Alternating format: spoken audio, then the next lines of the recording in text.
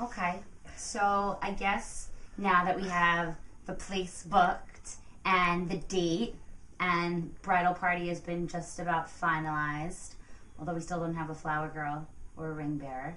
Other than that, I guess where we're at right now, the big thing was registering.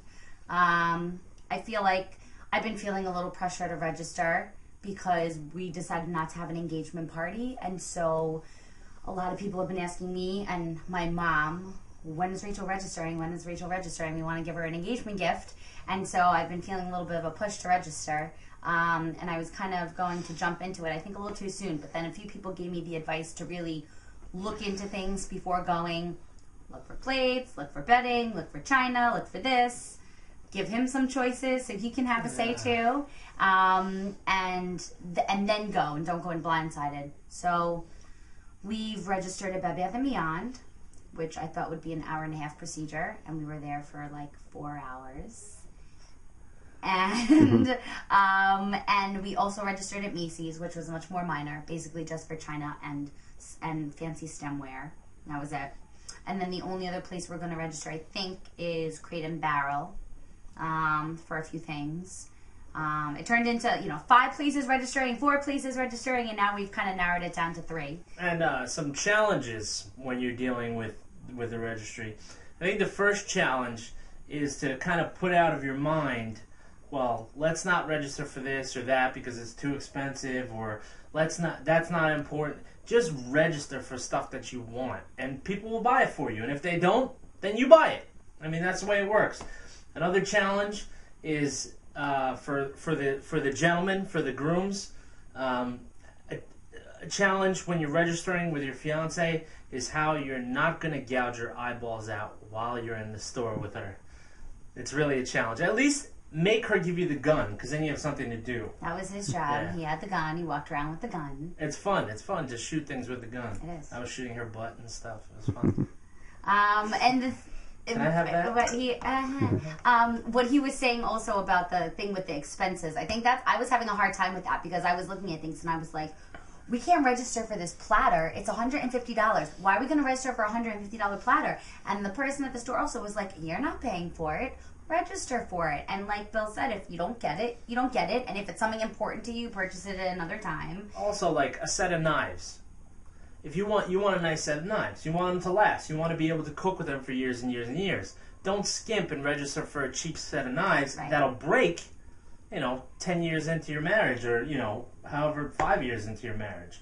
Go big, and whatever you get, you get. Yeah, you kind of have to find the balance between like the professional cookware and the stuff that's real cruddy that is gonna last for a year, and that's it. Kind of find the good quality stuff that maybe is more than you would spend on a regular basis. But that would be great to get as gifts. And apparently what the general rule is that you're supposed to register for 2 times the number of gifts as guests that you're inviting to the wedding, which I didn't know.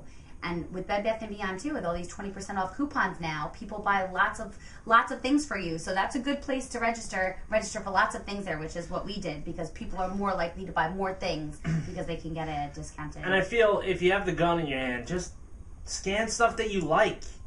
Just scan what you like. And you can always go back online and delete stuff if you found something that's better, or you think it's extraneous. If it's not necessary, you can always go back and delete it. But just scan it. Don't hesitate. Don't be like, oh, well, really? Do we need that? Right. Oh, I like that. I want to have that. I want that whatever, that spice rack. Or we've been registered for what? I got the spice rack. We've been registered for what, like a week and a half, 2 weeks, and I think I've already gone on the registry like 8 or 9 times to update things. I've gone on it like 0 times, but she's gone on it 8 or 9 times. I'd like to look through the things and change some quantities of things, and get rid of some things we didn't really need and add some things on and all of that.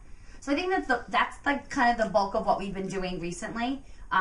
Last night though, I made a ton of phone calls to bands. That's kind of, I think, the next step. And again, I felt like, maybe we need to start making appointments for bands and this and that. But the majority of bands have showcases that where they perform. It's listed on their website, and I think maybe it's better to go and see the bands live first before you make an appointment.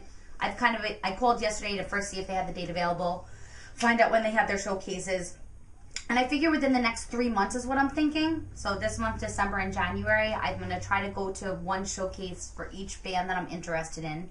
And then from there, the ones that we really like, that's when we would make appointments. And I know my father had said, like, we were getting kind of tired with venues. You know, had this big list, and it kind of started getting smaller and smaller because we eventually found something we liked.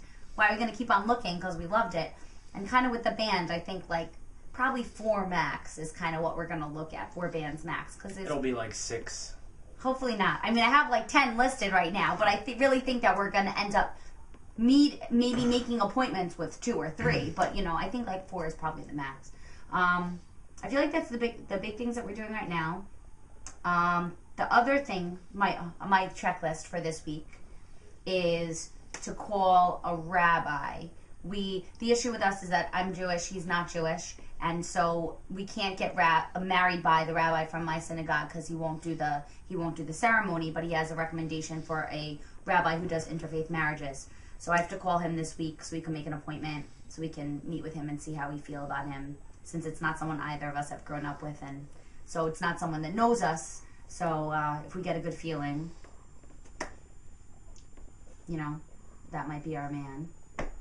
I think that's pretty much it as that's of basically right it. now. That was a lot of stuff though, but I think that's it as of right now.